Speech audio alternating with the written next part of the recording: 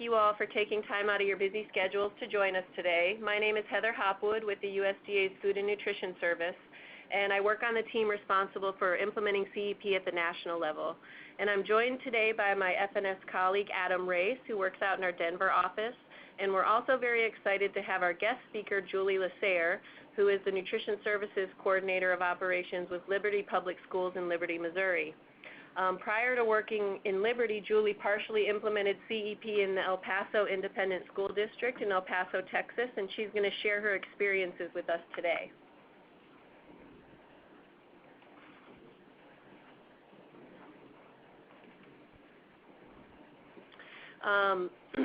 After going over, here are some logistics for the webinar. We're going to talk a little bit about partial implementation basics. Adam will give a brief overview of partial implementation and when it might be beneficial, and then Julie will share her experience in El Paso. And of course, we'll have some time at the end of the webinar to answer your questions. On that note, one housekeeping item, you can submit questions at any time during today's presentation by using the comment feature on the lower left-hand side of your screen. We'll be watching the questions as they come in throughout the webinar, and we'll answer as many as we have time for at the end of the presentation. The questions that you submit will only be visible to the presenters, with the exception of the questions you submit, which you'll be able to view on your own screen. And anything that we don't have time to answer on today's webinar, we'll be following up with you via email, so that you will get an answer to your question after the presentation. Okay, and now I'll turn it over to Adam. Adam? Yes, great. Thanks, Heather. Welcome, everyone. Thank you for joining us on the CEP Partial Implementation webinar. So CEP, the acronym is Community Eligibility Provision, CEP, which I'll say throughout. Most of you are probably familiar with CEP, but for those of you who are not, or who may be new to school meal programs, first and foremost, we welcome you. So CEP is a non-pricing meal service option that really allows low-income schools to offer meals at no cost to all enrolled students for up to 4 consecutive years. Schools have the option at the end of the 4 years to re-elect CEP for an additional 4 years. School districts decide whether or not to take this on, and they can elect 3 different ways. Individually for the school, or they can do a group of schools, or they can do the entire district as a whole. And today we're going to talk about the grouping of schools in a district, also known as partial district implementation.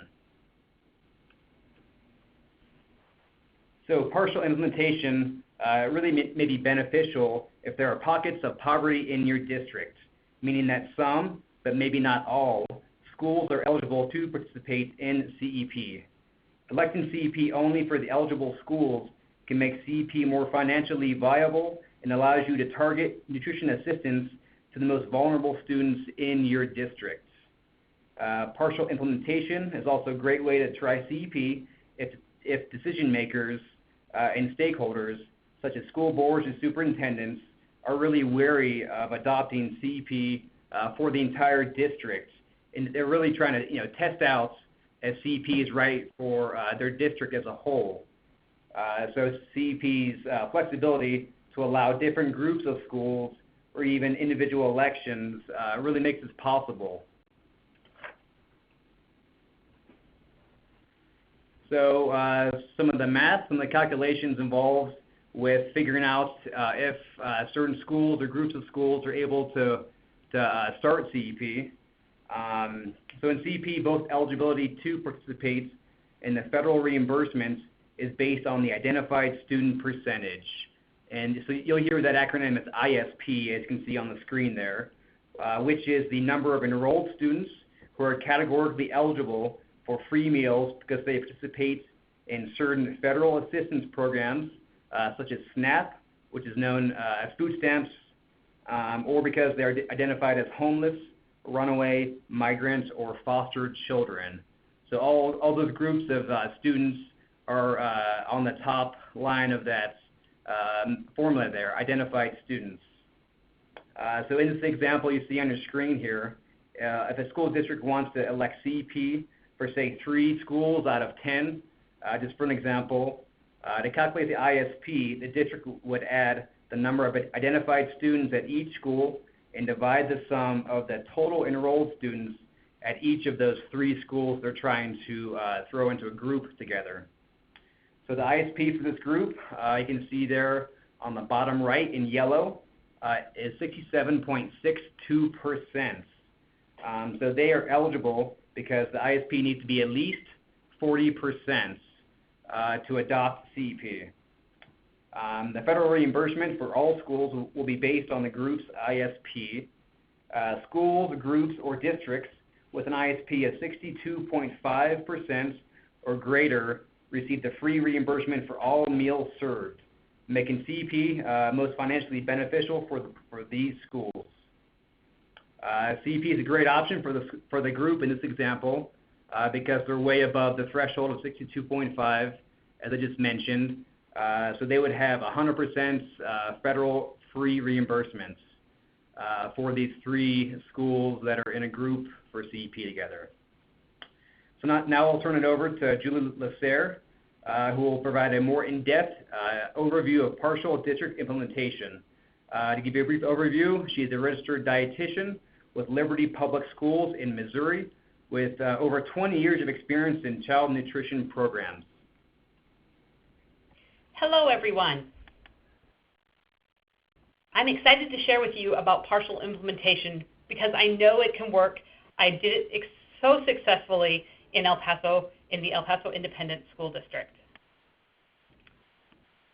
The community eligibility provision was open to all states in the school year 14-15, and there are so many resources available on the nuts and bolts. Many districts are thinking, I'd love to do that, but wait a second. Part of my community has a much higher need than other parts. In El Paso, we had some schools with an ISP of 163% and as low as 3%. So we definitely had a disparity among the district, and how could we, use this program to benefit the community as much as possible. We also wanted to know how we could feed as many students under this provision and still maintain our operation as a responsible and self-funded organization. Everybody wants to do the most cost-effective way to run our programs. There are 5 topics that leave me with a big but when I was thinking about it and discussing it. First of all was, who should we pick? There are some schools that it was obvious, but others we were not sure. And who needs to know if we want to do this and if we go forward, and who gives us the permission to do so? What about my revenue, both from the Nutrition Services Department and from the district? How is that number calculated? How and where does that information come from? Over the past 3 years, a lot of development, both on the state and national level, of how to make community eligibility work for a district has been developed. So we want to know, how are we controlling our cost? How will the district already gets most of their data from me. How will I know who I share? Will the students know if they now qualify for band instruments or glasses or reduced prices for SATs? There were many questions that came up related to revenue. And in us versus them, what about if I pick some schools and I don't pick others?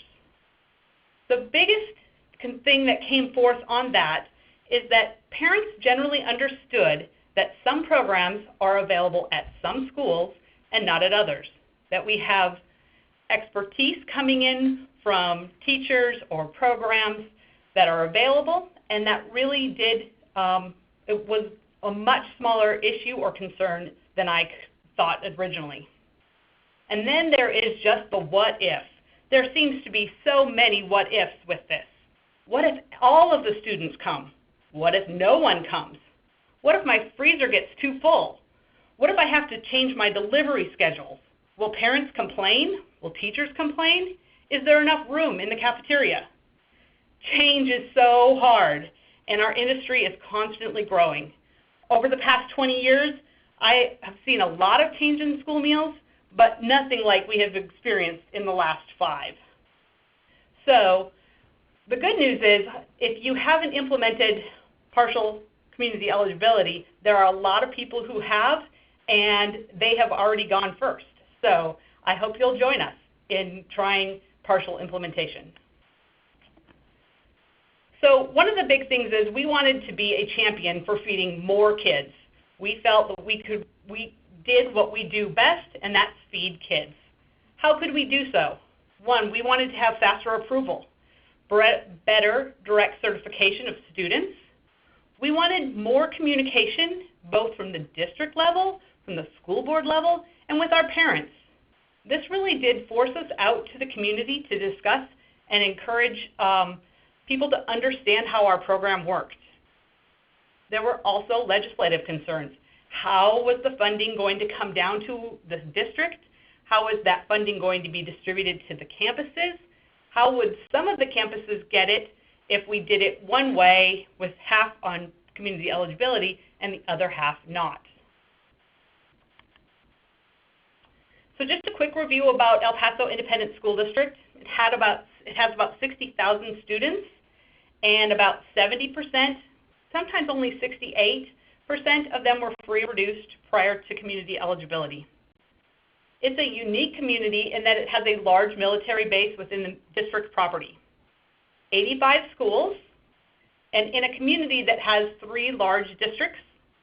We were all nearly on-site prep, and we had been experiencing dramatic change from our school board with new superintendents, new principals, and an environment of declining enrollment. But what we wanted to do was what we do best, which is we feed kids. And that's the heart of why we wanted to look at community eligibility. How can we feed more students? So one of the big questions everybody asks is, well, what did it do to your revenue? And wow, it increased our revenue by $3.6 million in the first year. For some schools, we saw as little as a 2% increase, but in some schools, we had as much as a 53% increase. We were also able to add breakfast in the classroom to many campuses that were headed towards community eligibility, and so our breakfast in the classroom percentage increased by 80%. First of all, the most important thing is, if you're looking at community eligibility, is how are your students, your directly certified students, or your identified students, identified, I guess. First of all, ask for help. If you are not sure how that information comes, you need to get down and dirty with it. You need to touch it. You need to experience it. You need to see how it gets matched. You need to be involved. It will be more important to you than to anyone else. So please check with the district, check with your state, talk with other districts. When we selected to go onto community eligibility, I was able to work with some of our neighboring districts and share best practices. We all had, the same information coming from the state, but we were using it in different ways. By sharing that information, we really were able to identify more students. First of all, no matter how big or how small you are, you want to automate the process. It encourages compliance. There are just less concerns and less issues for human error. Make sure that there are good reports that help you see who was matched and who wasn't matched. How can you connect families? Can you use addresses and phone numbers and guardians? Really develop those reports from either from your district software or from your nutrition services software. Enhance your Excel skills. There are many computer options that really do make identifying students easier and take away the human error. Determine how you can match families, and how will you get that information out? How can you do it even better? I bet many of you are doing a really good job at matching families, but I'm guessing that you still have some families that you could identify even better. You need those students. You want that number to be as high as possible so that you can get back to what we really do, which is feed more kids. Communicate with the district. So in some districts, the district handles all of your direct certification matching and such. Or in some districts that you have very little contact with the district making those decisions and matches. So really get involved in how that process works and communicate. It really helped our district understand how students got a status and who was part of the process and how that worked. Validate your data. It's really a lot of work to make sure you have everything, but how can you correct and improve the process already? Do you need to look at foster students? And that was an area that the first year I attempted to work through, but I didn't get real successful until the second year. And then I started to understand how to make those connections and who to talk to and how to develop that relationship even further. And then letters. How do you handle directly certified students at community eligibility schools? Who do you need to notify? How do you get that notification? That was in the first year of statewide or nationwide community eligibility. That was not real clear. So please look to your state of how and who needs to be identified with community eligibility and your direct cert campuses. One of the most important things I did was the math. What is my current claim rate? How many students, free meals divided by my total meals at each campus and district-wide? And how could I look at the revenue that was lost versus the revenue that I would gain? It gave me a really good number to know what percentage of free and reduced rate I was at and where I needed to be to make up the revenue for other. Now, USDA has some wonderful reports that you can plug the information in, and we used those reports constantly. We edited them, re-edited them, and kept coming up with numbers that were great on one end, but we weren't sure. And so it was really useful to kind of use other methods to come together and then communicating with other districts as we went along the process of what numbers they used and what numbers they experienced. One of the things that El Paso wanted to do was, did we want to have more students that were on community eligibility, or did we want to find a focused group of students? And we really decided that we wanted to try and include our military campuses that were on federal property. El Paso has 5 buildings that are actually on federal property, and many of those schools had very low identified students. But we were able to do the magic of grouping and have great power to bring some of the schools that had lower identified students with the schools that had higher identified students and get our claim rate to 100%. If you see in this chart, there are some that were as low as 78%, but we were able to group them with larger ones and get the numbers to 100%. So we focused on those military campuses to provide that support. We felt it was important that military families were also at risk, even if income was not the #1 at-risk factor. They had a lot of other issues with parents being deployed, frequently moving, and that put them at risk for a variety of reasons. Participation, participation, participation. As school nutrition professionals, we're always thinking about participation. We really knew we needed to increase our revenue by participation to make up for the lost revenue, and we used it in breakfast in the classroom. In El Paso, we decided to call that breakfast room service, as it had a different idea and connotation than breakfast in the classroom. And in our district, the acronym BIC already had a use. So we started to use breakfast room service. And when you think about room service versus in the classroom, what is your idea and your perception? Do you see that higher end and wonderful service that comes with room service? Prior to this year, we had 17 schools that were doing breakfast room service, but they were all based on principal decisions. We had, so when we went ahead to add community eligibility, our participation increase in high schools was dramatic. You can see at Chapin High School, we had a 54% increase, and at Bowie High School, we had a 29% increase. What is interesting between these two campuses is that Bowie was already a very high percentage of free and reduced students. And Chapin was one of our military campuses with a low identified student rate, but a fairly high percentage of free and reduced. And so we saw great gains in participation at both schools that had moderate free and reduced numbers prior to community eligibility and those who had very high, which I think is the absolute focus of community eligibility, is taking away the stigma that only free kids or only free and reduced kids eat in the cafeteria. And it really created a new culture of eating school meals. And again, why? Because we wanted to feed kids, and we knew that feeding kids is what we were best at.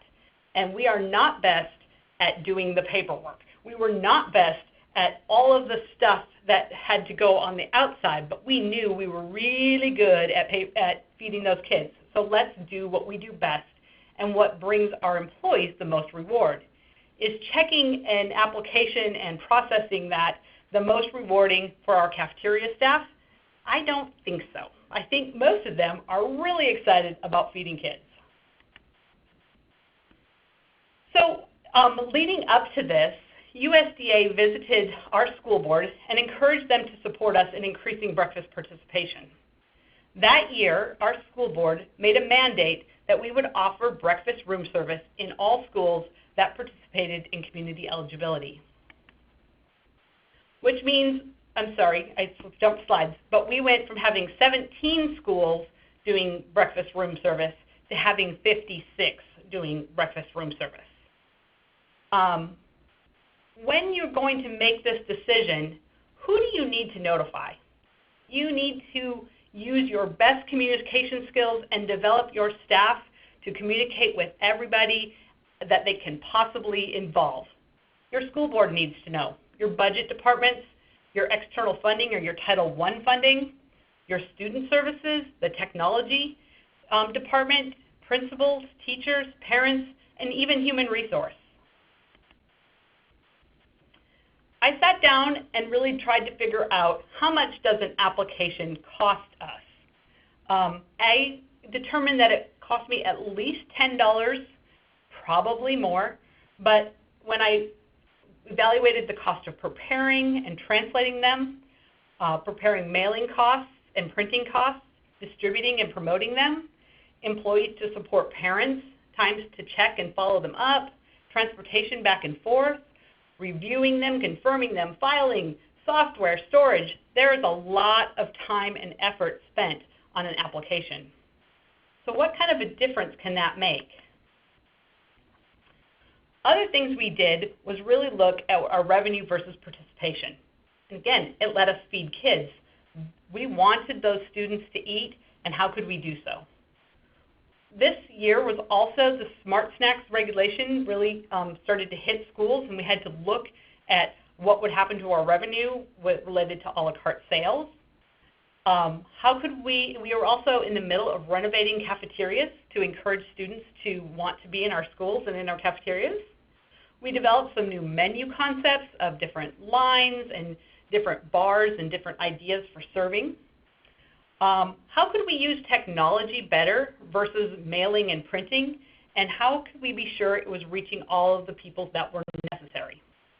We were able to we grouped all of our sites, except for 4 of the 56, at 100%. So we had 3 groups at 100%. Then we had a 4th group that had just 4 schools in it that were at 75%. So we had about 36,000 of our 61,000 students were in community eligibility sites. what were the benefits outside of cost and revenue from the expenses and the processing of applications? One, we got to do what we do best. Are you all thinking, what are we doing best? We know we feed kids. And I hope that all of you are thinking, yeah, that's what I do best. I want to keep doing that. Then, how about all of the students on the first day of school are ready to eat at a no-charge meal? I found out that we had many teachers and principals who believed that all students already were free on the first day. And so we really were able to meet those needs and increase participation because everybody was ready on the first day of school. Also, we didn't have all those negative balances and letters and any kind of alternative meals. It really got our employees back to doing what they do best. The public relations side, parents were very excited and relieved that they no longer had to do the form, worry about how much money they were sending if their students were getting negative balances or how they were handled at the end of the line. In El Paso, in 2009, we processed 991 applications. And you can see that in the 2015-2016 school year, we were down to 6,200. That was a significant impact on our central office and all of our staff, in our storage costs, in our computer costs. So many things were involved in reducing our number of applications by using partial implementation. It also helped me identify that, yes, the schools that really were in need were already met. And so there were so many schools that were close to 100% free or reduced prior to community eligibility that had that piece of paper that we were having to handle. So this really helped us a lot. Also, our verification numbers decreased dramatically. You can see in 2009, we had to verify 944 applications, and in 2015, we had to verify 132. It's good public relations, it helps our parents, it helps our central office, and it gets us doing what we do best.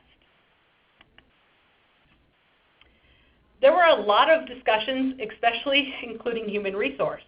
We had clerks that spent time doing those applications, communicating with parents about negative balances and checks and sending in money and how to do an application, how to make a payment online. So there was a lot of time spent towards those activities.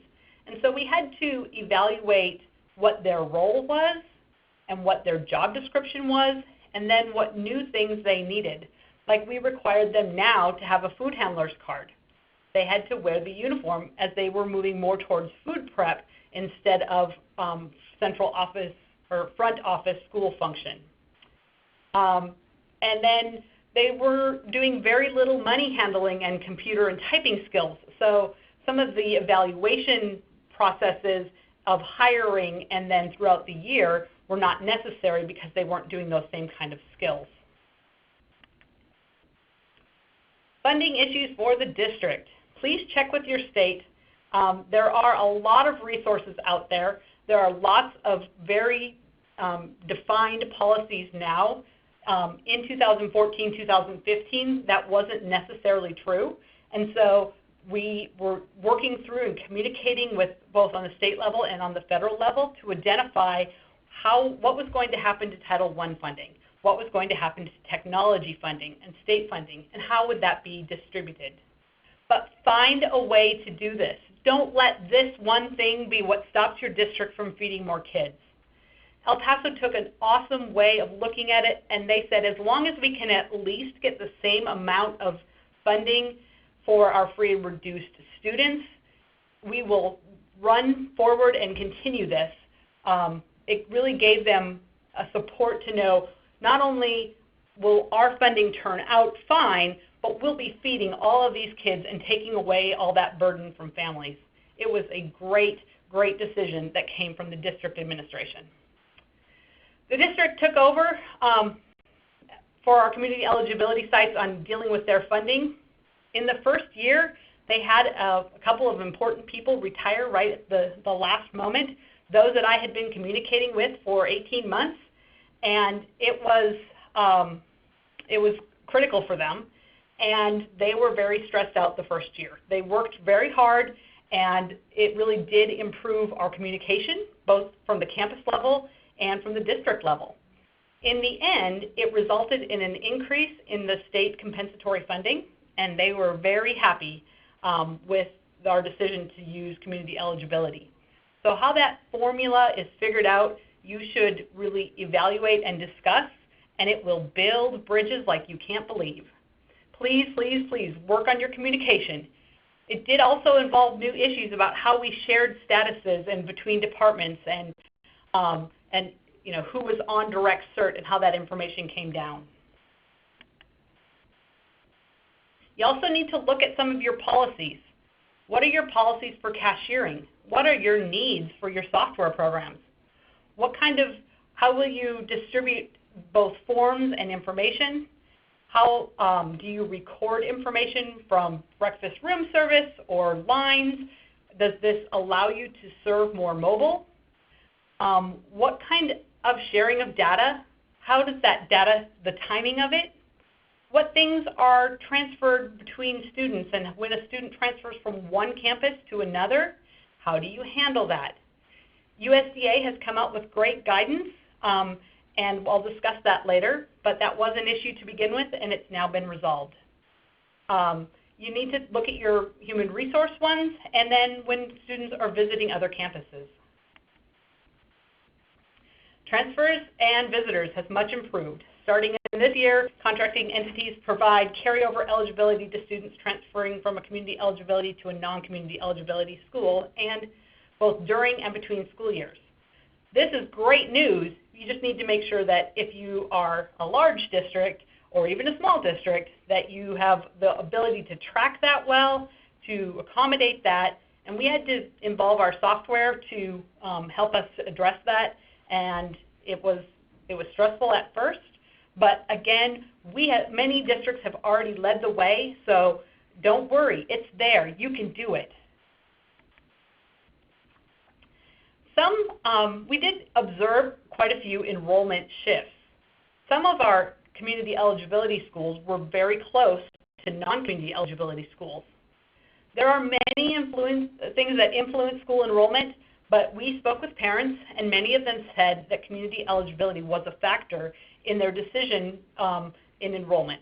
So El Paso Independent School District had gone to an open enrollment environment, and so it allowed parents to transfer their students around, and parents chose to end up at community eligibility schools to be provided meals at no charge.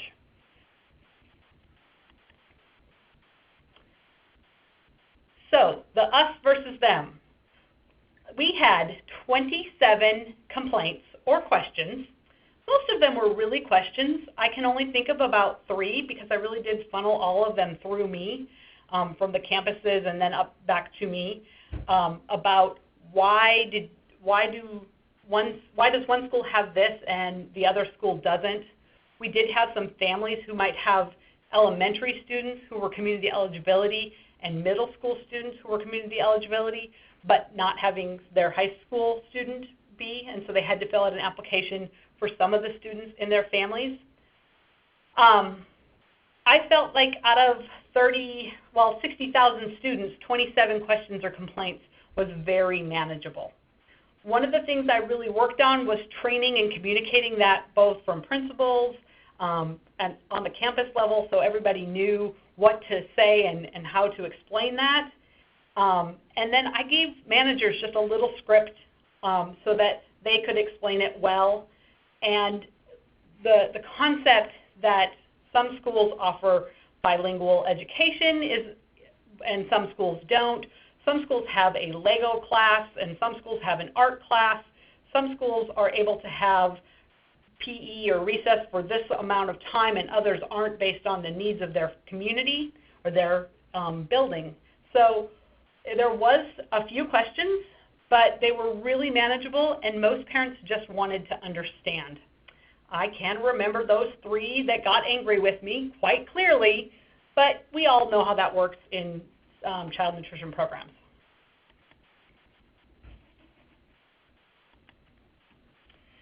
In year 2, we were able to keep moving forward. That was the secret, and that we really wanted to see if we could add more campuses when we realized that, yes, we were making good financial decisions and our participation was up, and could we add more campuses based on their identified numbers.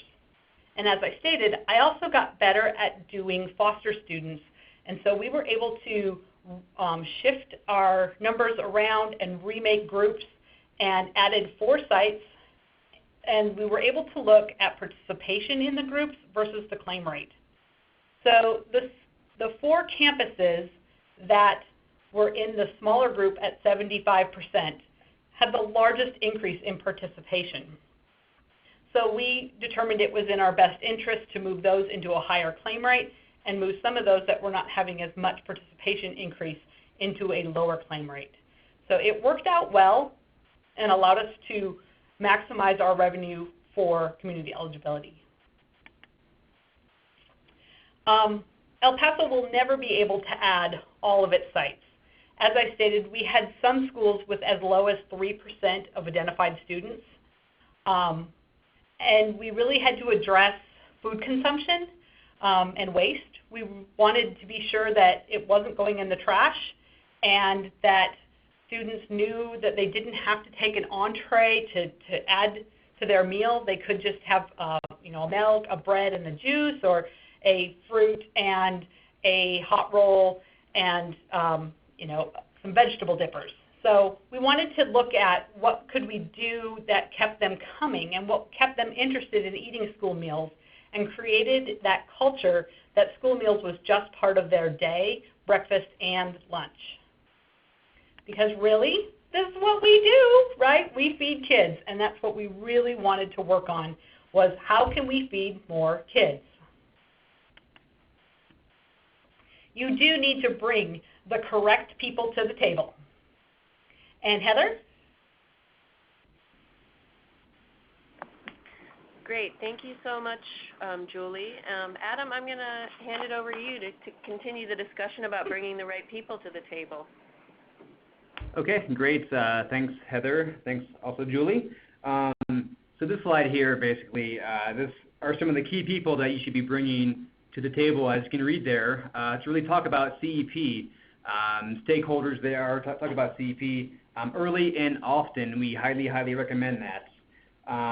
Some school districts have successfully created a CEP work group consisting of some of the folks on this slide. Coordinating with a CEP work group or similar group of stakeholders helps to ensure that everyone is aware of the changes in a district and can plan for successful CEP implementation. For example, some school districts use free and reduced price data to connect low-income students with book or athletic fee waivers. In CEP schools, all students receive their meals at no cost, so schools will need to figure out a different way to connect low-income students with these waivers. So again, starting these conversations early and often is highly recommended. One of the reasons as well to do this is because in previous years we had an extension capability. So after August 31, you could implement or start CEP after that deadline. But for this year, we're not going to allow that.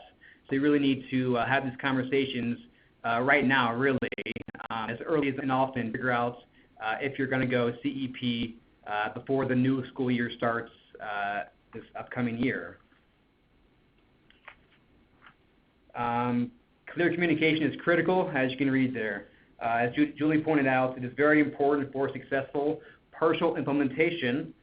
School districts opting to elect CEP at some, but not all schools, are strongly encouraged to clearly communicate to families which schools will operate CEP, which schools will use standard counting and claiming, and the reason why this is.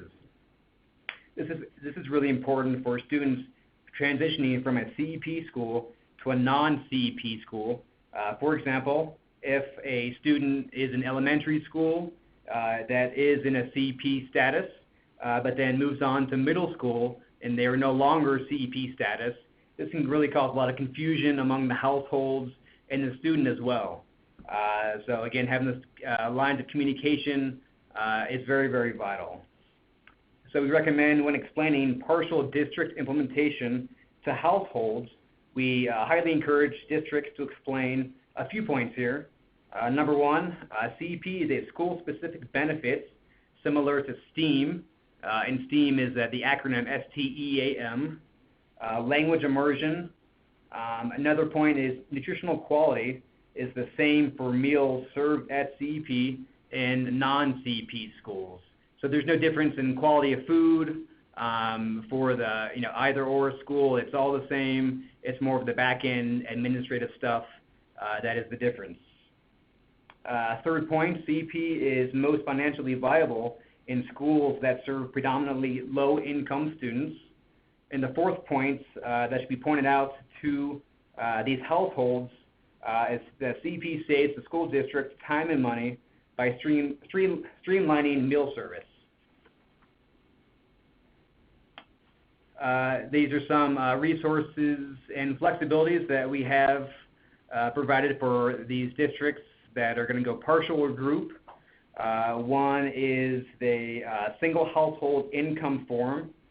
This is to collect information for CEP and non-CEP schools. Some more information can be found about this in question number 77 in this policy memo, SP 54, 2016. We also provided an estimator tool that really lets you compare federal reimbursements under standard counting and claiming to an estimate of what your federal reimbursement under CEP could be by having these groups of schools together. And if you're considering partial implementation, this allows you to estimate your reimbursements for schools, again, that would operate CEP. Both the Q&As, that policy memo there, and the estimator tool are available online at our CEP Resource Center, which leads nicely into the next slide of our CEP Resource Center. This is our one-stop shop for all things CEP. This provides extensive resources for all stakeholders, really, parents, guardians, teachers, and school officials to really understand CEP and the positive benefits, along with useful tools to help facilitate successful CEP implementation. This webpage is home to a variety of resources, policy guidance, as I mentioned before, and other federal agencies. Our CEP implementation manual, which I highly recommend checking out. So it basically condenses all of our rules, policy memos into a nice, clear, easily digestible information about CEP and all that it entails with CEP. So highly recommend checking it out. The reimbursement estimator tool, as I mentioned, and grouping tool, and past webinars. So if you have not, this is your first one, please check out other ones as well to get some more information on CEP. Some other information, Title I and E-rates as well, and other financial considerations for schools electing CEP. Almost done, so we really want your feedback. So we'd love to hear anything and everything about CEP, so please talk with your state agencies if you're at a school or school district. And if you're from a state agency, please talk with your local FNS regional office staff. Let us know what's working well, any challenges that you may be facing, or if you have ideas for any technical assistance that would help anyone else as well, and any resources that we could develop for the benefit of you all that would be helpful. We'd really love to hear about it and open to any and all suggestions to really make CEP a great option for schools and school districts. So we reached our end. Questions and comments, I'm going to hand it back over to Heather. Thank you, everyone. Great. Thanks a lot, Adam. And thank you so much, Julie, for sharing your experience in El Paso with everybody. So now we'll take a few minutes to answer your questions. And if you haven't submitted your question yet, you can do so by typing it into the chat box on the lower left-hand corner of your screen. We'll take just a moment to review the questions, and then we'll go ahead and start answering them.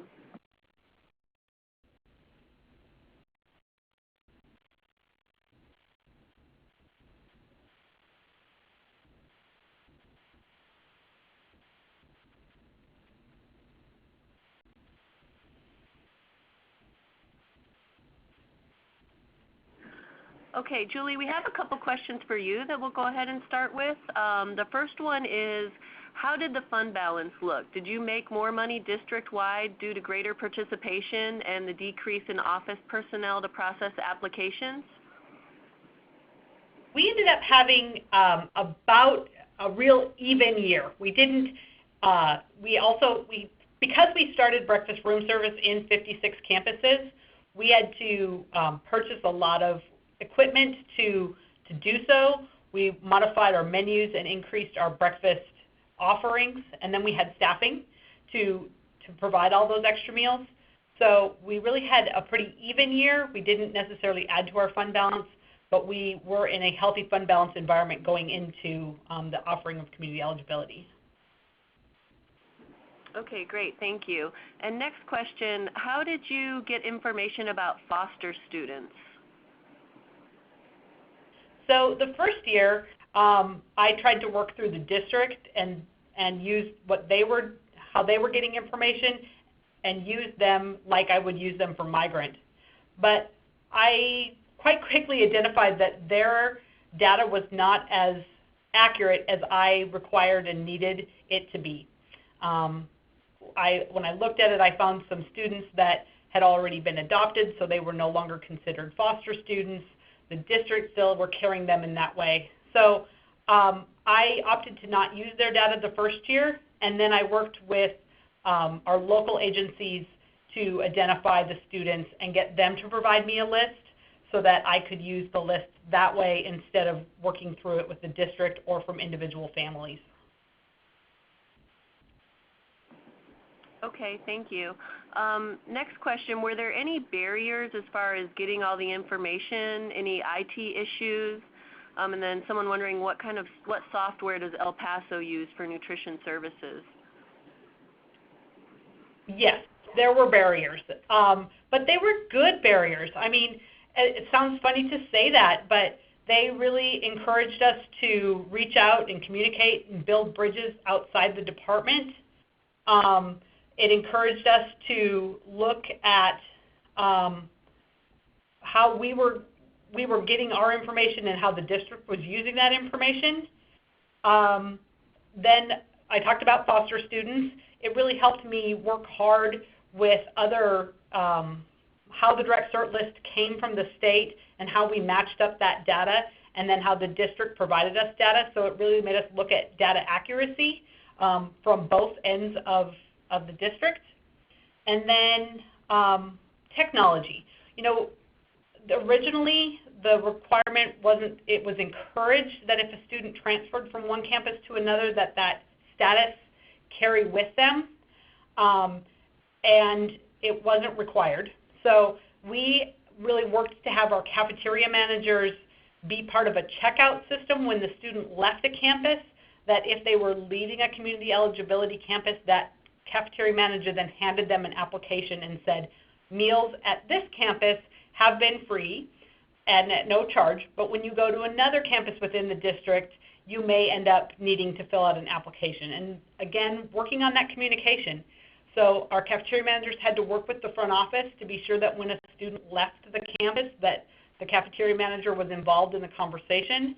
And then when a new student came, the same thing, that cafeteria manager was to look out for new students.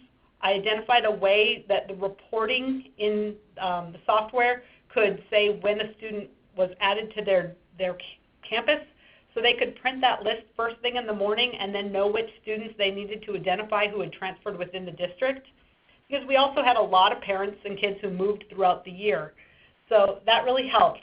And El Paso uses a Heartland product called WebSmart. Great, thank you.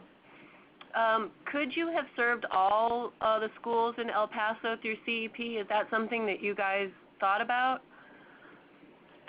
We dreamed about it. I mean, we would love to have done so, but it just wasn't feasible because we watched what happened with the participation at some of the lower campuses. So we knew, and we had also done a couple of trials over the years, like during National Nutrition Month, we had done a universal feeding to encourage participation. And we knew that even at our high percentage of paid student schools that our participation went very high. And so we were unable to reconcile the loss of revenue with the increase in participation due to the low percentage of identified students at those campuses. Okay. And did El Paso have any Provision 2 schools before switching over to CEP? El Paso did not. We were right on that cusp at 68 to 70%, and we had never felt we could financially do Provision 2. And this was a good example of why community eligibility in a partial implementation worked really well, where for Provision 2 we didn't have some of those same options. Okay. And did you happen to have an administrative review while you were implementing CEP? El Paso just completed an administrative review here in January. And the first year we had the paper version where we discussed how we got to our numbers and such. And then their first review was this year in year 3.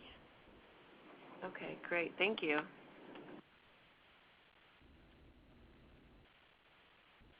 We have a couple of questions about Title I funding and wondering how Title I funding is impacted by CEP. We have worked with some of our colleagues at the Department of Education to develop guidance around Title I funding. Title I funding is allocated to school districts based on census data. So in most cases, the pot of money that's allocated to districts doesn't change based on participation in CEP. But it can impact how the within district allocations are made to each school. So if you visit our CEP Resource Center and look for the Title I guidance, there's a question in that guidance, I believe it's number 18, that walks through a few different examples of options that districts have for ranking their schools for Title I allocation. So there are, I think, 3 different options for data that can be used when CEP is in play for districts to allocate Title I money to their schools. And Heather, could I also answer just how that happened for us in El Paso? Yeah, absolutely. That'd be great.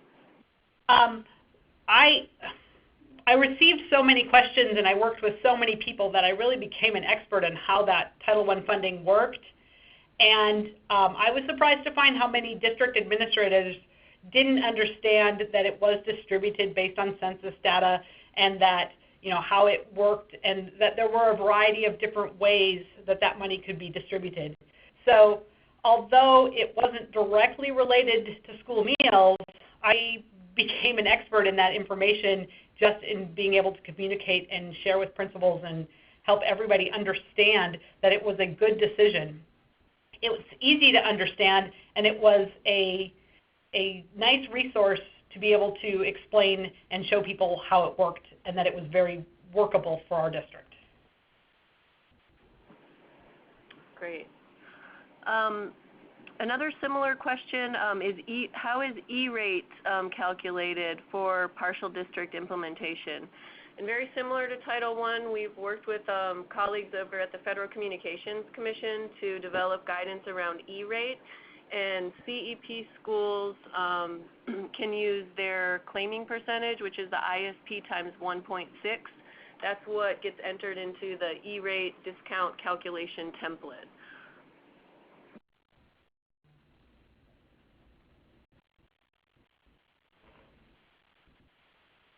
Another question, many of our students qualify for benefits based on their free or reduced price status, like ACT fees, and et cetera. How do these students qualify when we don't have the financial information on them?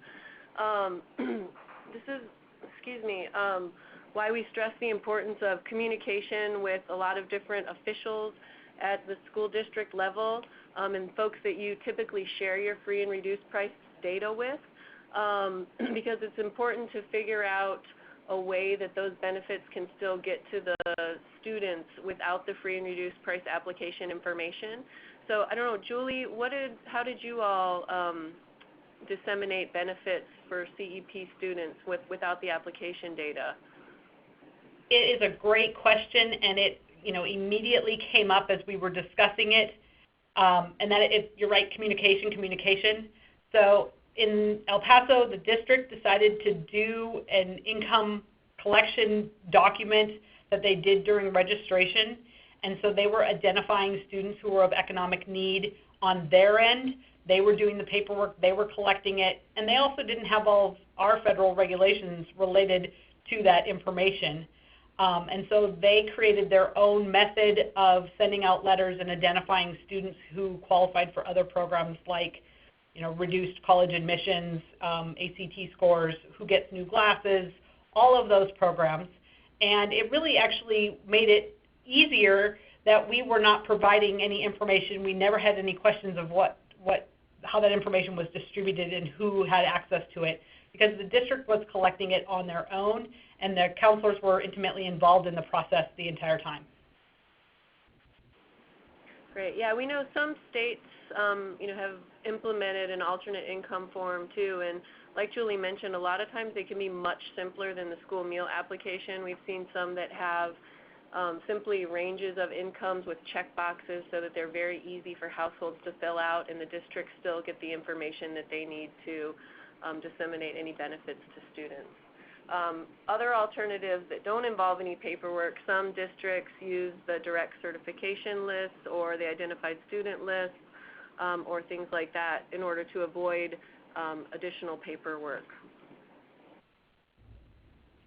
I also had a couple of counselors who, even though I felt like I communicated it well, didn't understand it and felt like, well, our whole school is free, so does that mean everybody is? Everybody now gets free whatever. And so, the first time it came around, I heard about it from a cafeteria manager, and then I was able to call that counselor and say, just because your campus is doesn't mean that, every single student on your campus is considered free. And so it allowed me to recognize that there was some miscommunication and then reiterate that to all of the other school counselors. Yeah. Okay. Next question. For figuring out the ISP, is there a modifier that's used? And there is, not for determining what the ISP is. The ISP is simply the number of identified students divided by the number of enrolled students times 100. But for figuring out the claiming percentages, we do apply a factor of 1.6 to the ISP, and that will give you the percentage of meals that are reimbursed at the federal free rate, and then any additional meals up to 100% served are reimbursed at the federal paid rate. So that's where the 1.6 modifier comes into play. Next question, how is the best way to group schools? Well, as Adam mentioned, we do have what we call an estimator tool on our USDA CEP Resource Center, and there is a grouping function on the right-hand side of that tool that allows you to put in different schools and what their identified student percentages are, so you can see what the group ISP would be. So that's one way to do it. And Julie talked a little bit about her process and getting very familiar with Excel. I don't know, Julie, do you want to talk a little bit more about how you determine the best group? Well, and some of the resources that are now available from USDA were not available in that at the beginning. So the program has really made it a lot easier. What we started to do was ask the district for help with math. I mean, we were looking for people who were of the financial background or who were, statisticians, and saying, help us figure this out. Unfortunately, everybody was busy, and no one wanted to spend time on that. So the director and I spent just hours working it through on an Excel document, moving schools around, moving participation, and just making it work and identifying what was best for us. And then the second year had learned a little bit more and was able to redo our groups for better reimbursement for our schools.